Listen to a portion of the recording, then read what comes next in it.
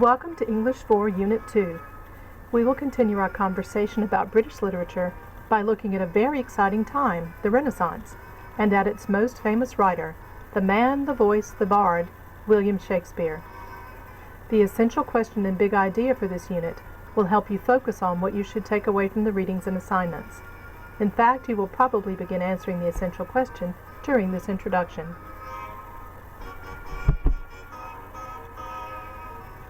How did Renaissance art, music, science, and writing reflect and influence people's thinking and awareness? Big idea. Although the idea of fate remained evident during the Renaissance, there was a cultural shift demonstrated through art, music, science, and writing toward the significance of the human mind, human accomplishments, and the individual's choice in determining his destiny.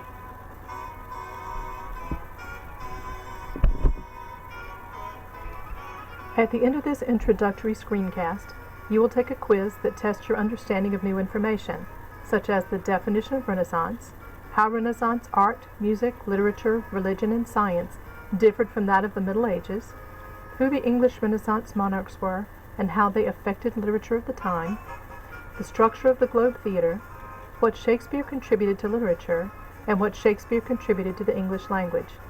You may, of course, pause or return to any of this information as needed in order to support your learning.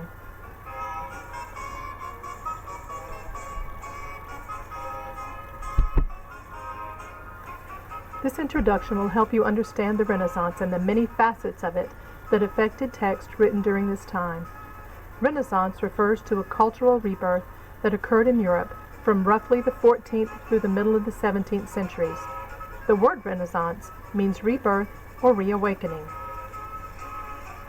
The term Renaissance doesn't just belong to England.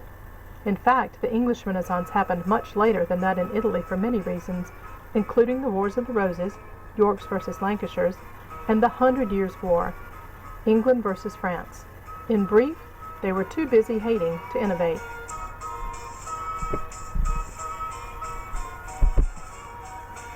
Remember where we left off with the last unit, knowing that the end of the Wars of the Roses, when Henry Tudor from the Lancaster family defeated Richard Plantagenet of the Yorks, signaled the end of the Middle Ages. When Henry married a daughter of the York household, England found enough peace to focus on ideas and business rather than on armaments and battles.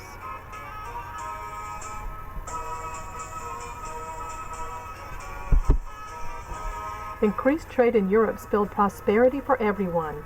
Those who grew crops or created goods profited from their sale, as did everyone who moved those goods from one point to another. Bankers and merchants had disposable income and used it to purchase art or to hire someone to create it.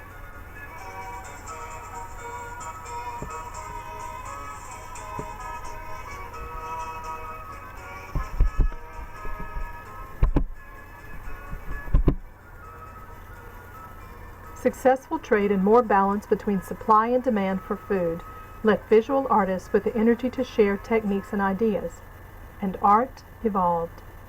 Compare the painting of the Madonna and Child painted in the Middle Ages on the left to that painted in Renaissance Italy on the right. Medieval artists represented ideas as symbols, like the circles that surround the heads of the Madonna and Child. Renaissance painting is more lifelike, with rounded figures and depth.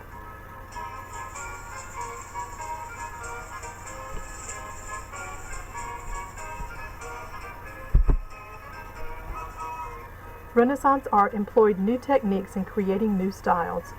This painting, Primavera, which means spring, by Botticelli, uses draped figures that remind the viewer of Greece and Rome, while also emphasizing interactions among figures.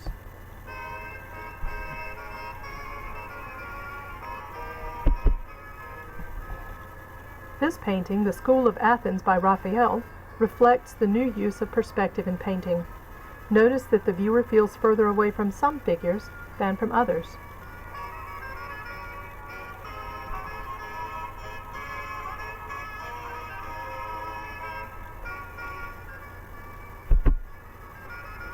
Here, The Last Supper by Leonardo da Vinci shows geometry used to group figures in a painting. Notice also the perspective of the ceiling above.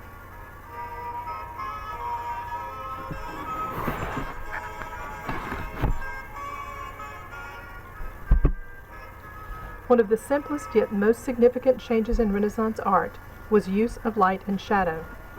Compare the Renaissance painting on the right to the medieval human figure on the left.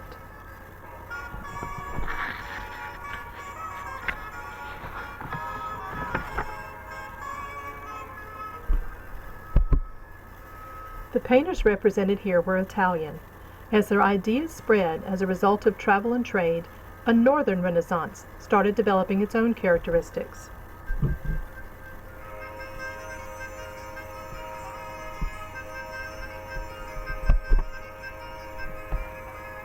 Like Italy, the Netherlands became famous for realism in art. Notice the reflection in the mirror behind the couple in Wedding Portrait by Jan van Eyck.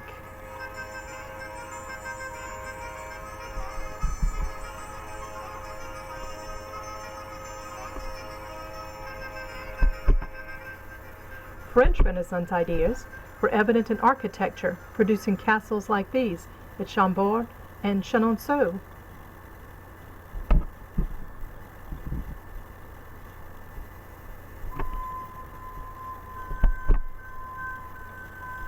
The English Renaissance, although it produced paintings, music, and architecture like its European neighbors, is best remembered for literature, especially the plays and poetry of William Shakespeare.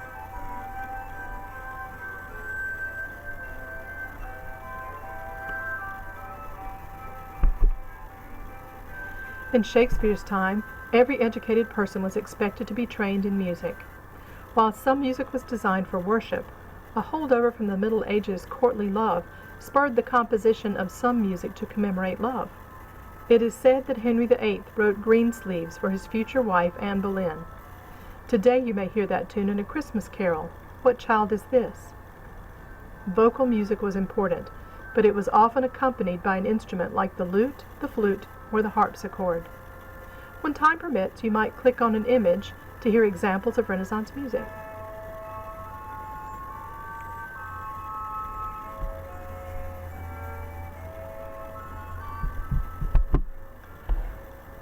The Renaissance saw a renewed interest in science as well. As math and science explained a variety of things that had previously been mysteries, including forces on Earth, the position of the Sun and Earth in the universe or solar system, and the nature of the human body, the Church became increasingly nervous, because these discoveries, coupled with improved technology that led to easier travel, had the potential to encourage people to question Church teachings.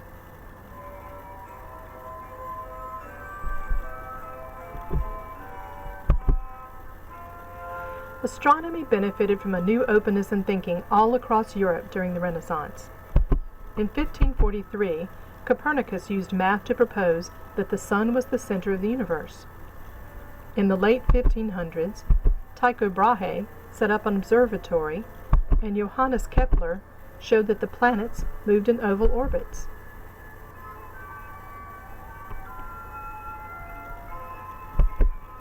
In 1633, Galileo Galilei built a telescope strong enough to prove that the Earth was not the center of the universe. The Church was not pleased.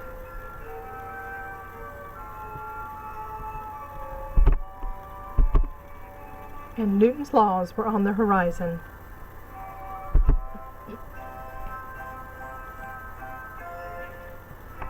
Politics in the English Renaissance may have offered less to brag about. King Henry VIII, son of the guy who ended the Wars of the Roses, did encourage the arts, but may have taken the ideas of courtly love a little too seriously. That romantic mindset, combined with his need to provide a son to inherit the throne, led him to marry 6 times. Since a queen has been on the throne of England for 65 years in our time, it's hard to understand why having a son to take over the throne was such a big deal. But Henry VIII's generation remembered the Wars of the Roses, and he feared that leaving the throne to a daughter would bring on another war.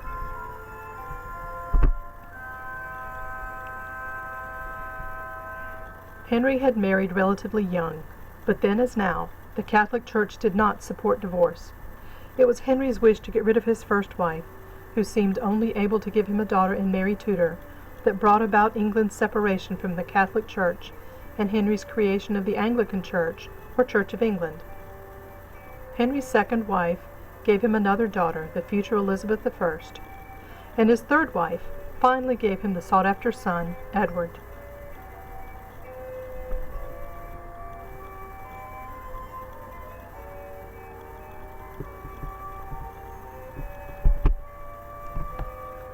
After Henry's death, Edward ruled briefly but died young. Then eldest daughter Mary ruled also briefly and with terrifying results for the people of England. She is the ruler whose moves to turn England back to a Catholic country led to executions and imprisonments, leaving her with the nickname Bloody Mary. She too died young, leaving the throne to her younger sister, Elizabeth.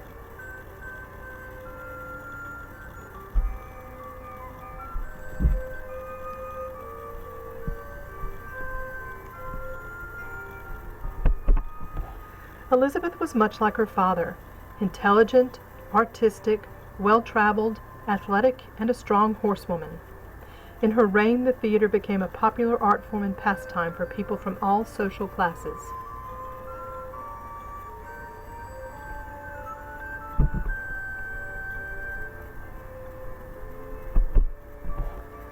Queen Elizabeth I embodied power and beauty, and used both to control her country's relationships with others across Europe by promising to marry one prince or another and then changing her mind. The Tudor period was an extravagant and brutal age during which people watched plays in the first public theaters.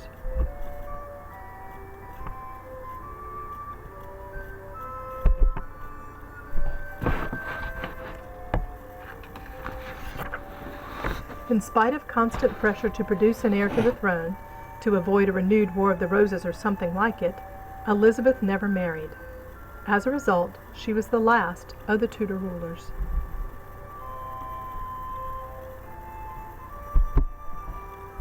James Stuart, son of Mary Queen of Scots, Elizabeth's cousin, inherited the throne after the Queen's passing. Before his death, he was the first to rule England and Scotland together. You may have heard his name because it was during his reign that the King James Version of the Bible was first printed. Shakespeare wrote during the reigns of both Elizabeth I and James I. Why is it important to know about the Renaissance in art and politics? What does that have to do with British literature? You need to know because you will recognize some patterns of change that carry over from art, science, and architecture into literature. Before the Renaissance, characters like those in the Canterbury Tales and the Tales of King Arthur were generally static. They remained two-dimensional and didn't change as a result of interactions or events. However, like the figures in Renaissance art, central characters in Shakespeare's plays have depth and perspective, evolving as a result of their interactions and events. His plots are so elaborate and his characters so finely drawn that they provide a complete study into human nature.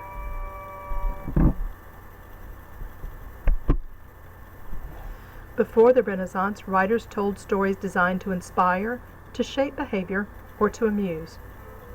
As far as we know, those stories were not recorded with a specific audience in mind. But, aware of the potential violence of his times, Shakespeare was careful not to write plots or create characters that would offend his patrons or royalty. As a result, Richard III, who had in real life been beaten on the battlefield by Elizabeth's grandfather, was written as an evil character. Along with his understanding of politics and religion, Shakespeare's plays reveal knowledge of advances in astronomy.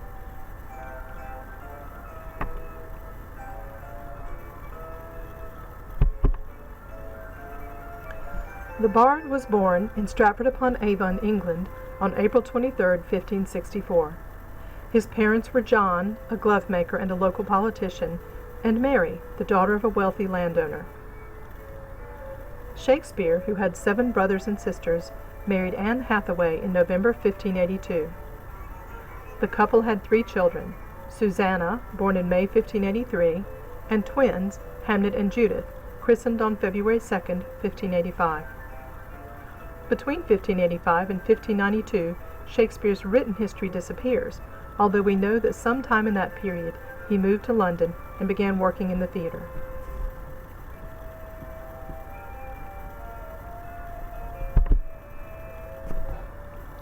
Shakespeare was a member and later part owner of the Lord Chamberlain's men.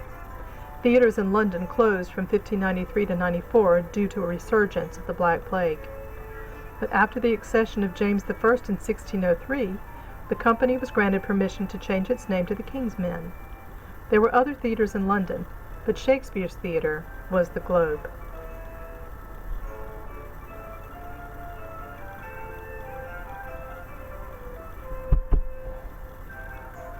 When Shakespeare died, he left a will that has been used throughout history to guess details about his personal life and opinions. To his wife, Anne Hathaway, he left his second-best bed.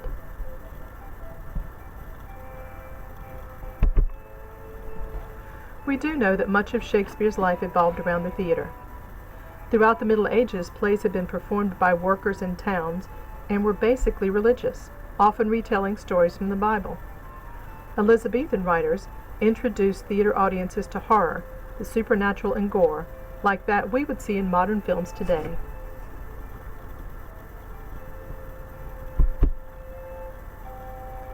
After defeating the Spanish Armada, England became intensely interested in the past, creating an audience for Shakespeare's history plays like Julius Caesar and Henry VIII. Playwrights were practical men who wrote to make a living. They had to write plays that people would want to pay to see.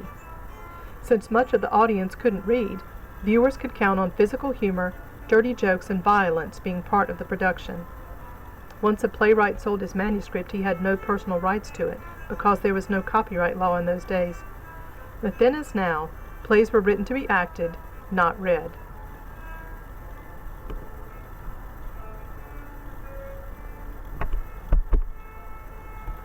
The original Globe was 3 stories high and held about 3,000 people. Although most of Shakespeare's plays were held there, he only owned 12% of the theater, which is located in Southwark, near the Thames River just outside of London.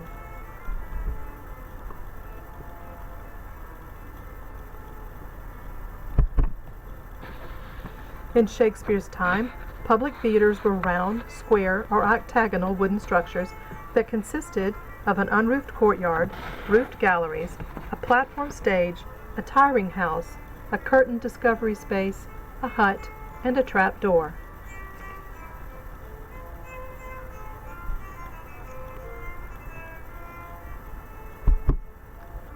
Inside the rebuilt Globe Theatre, architects have kept the interior as authentic as possible, allowing audiences to imagine what it would have been like to watch the bard himself.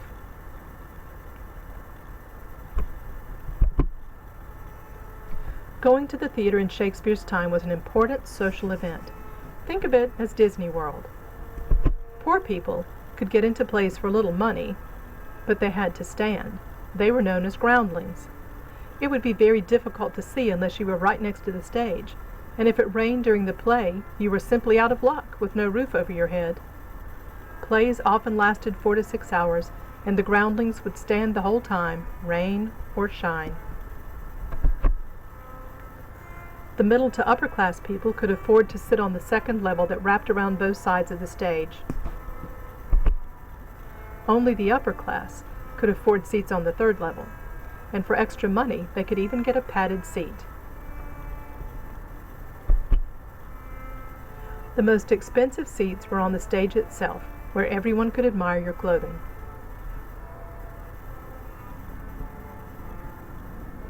The actors had to deal with many distractions: weather, because of no roof, rowdy audiences, fruits and vegetables thrown at them if either play or acting was bad.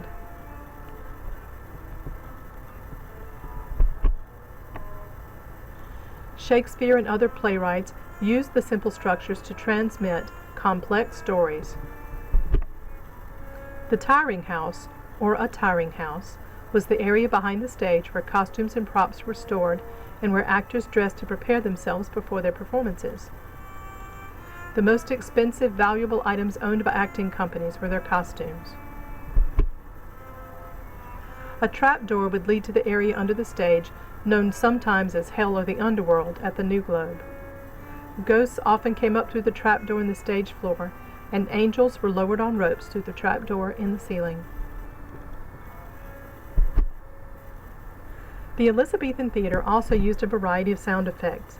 To mimic the sound of thunder, Stage hands would roll a bowling ball across the floor of the room above the stage, and for lightning would shake a thin metal sheet. Music played an important role in setting the mood of the plays. The original globe burned to the ground when a cannon set the thatched roof afire during a production of Henry VIII.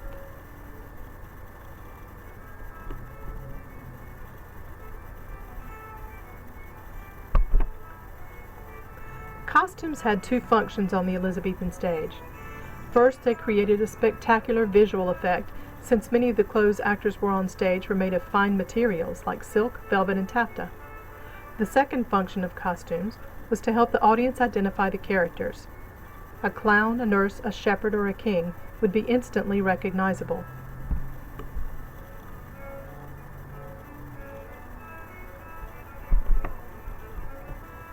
During Shakespeare's lifetime, there were laws forbidding people from wearing clothing better than their social rank, making it easy to identify the social status of people on the streets.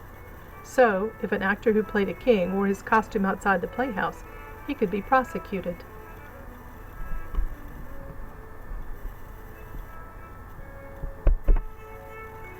Wigs and padding hid the fact that all actors during Shakespeare's time were male. It was considered unseemly or inappropriate for women to act because the theater was a dangerous place.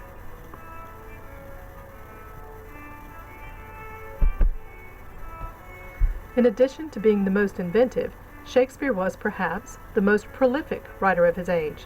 He wrote 38 plays and 154 sonnets in his time, bringing people of all ages and ranks to the theater regularly.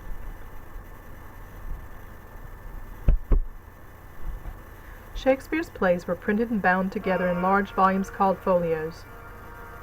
With each printing, readers could find subtle differences in the plays, proving that even the greatest of writers still needs to revise.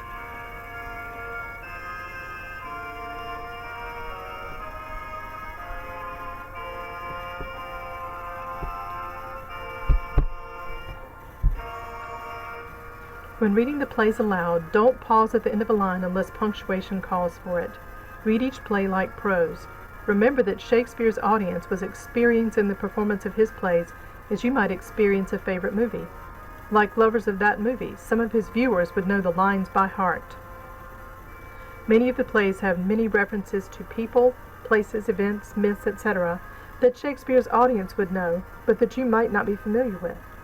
Feel free to ask questions about those references and allusions, or to look them up as needed.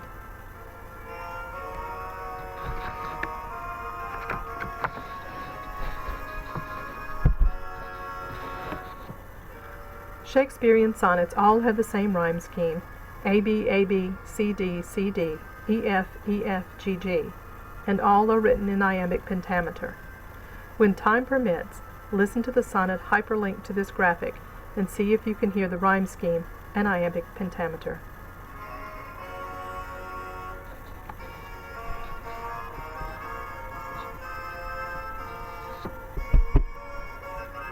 Remember, Shakespeare did not write in Old English, which is the language of Beowulf.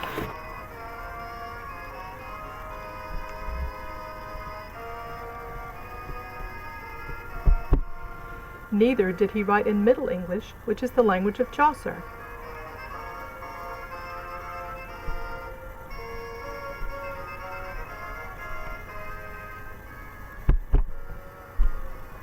Although it sounds old-fashioned to us, Shakespeare wrote in early modern English. Just remember that, during his time, the King James Version of the Bible was printed, so expect a lot of thees and thous in these texts.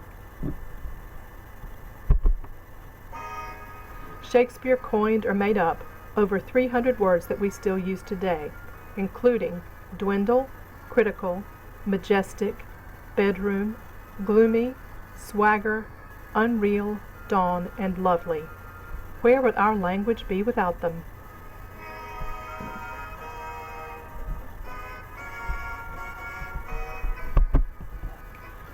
He was also the first to use quite a few descriptive phrases. Have you ever said or heard any of these? Wild goose chase, flesh and blood, vanish into thin air, good riddance, fair play, love is blind, or break the ice?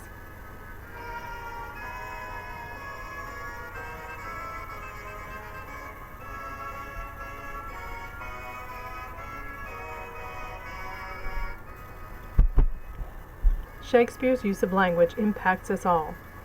If you cannot understand my argument and declare it's Greek to me, if your lost property has vanished into thin air, if you have ever refused to budge an inch or suffered from green-eyed jealousy, if you have played fast and loose, if you have been tongue-tied, hoodwinked, or in a pickle, if you have knitted your brows, insisted on fair play, slept not one wink, laughed yourself into stitches, if you have too much of a good thing, if you have seen better days, or if you think it is high time, and that is the long and the short of it, if you believe that the game is up, and that truth will out, even if it involves your own flesh and blood, if you lie low till the crack of doom because you suspect foul play, if you have your teeth set on edge at one fell swoop without rhyme or reason, it is all one to me, for you are quoting Shakespeare.